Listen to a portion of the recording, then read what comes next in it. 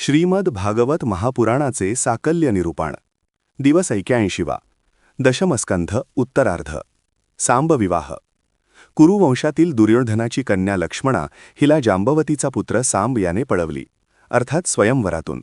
पण दुर्योधन क्रोधाविष्ट झाला। त्याने आपल्यासोबत कर्ण भूरिश्रव वगैरे योद्धे घेऊन कृष्णपुत्र सांबाला पकडण्यासाठी निघाले। रस्त्यात त्यांनी सांबाला अडवले व युद्ध सुरू केले। एकटा सांब आणि 6 कौरववीर अशी लढाई सुरू झाली। सांबाने एकाच वेळी 6 बाण सोडून त्यांना जर्जर केले, पण त्या कौरववीरांनी एकाच वेळी त्यांच्यावर बाणांचा वर्षाव करून सांबाला रथातून खाली पाडले। नंतर त्याला रथात बांधून कन्या लक्ष्मणेसह ते हस्तिनापुरात परत आले। नारदांनी हे वृत्त यादवांना सांगितले। उग्रसेन महाराजांनी त्यांना आज्ञा केली, कौरवांवर चालून जा।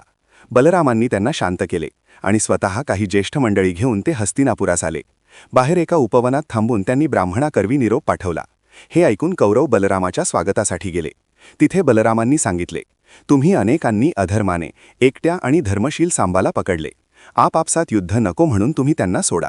उन्मत्त कौरव म्हणाले, अरे आमच्याच आधाराने तुम्ही जगत आहात, तेव्हा पायातल्या वाहनेने सिंहासनाची हाव धरू नये। हे ऐकून बलराम रागाने लालबुंद झाले।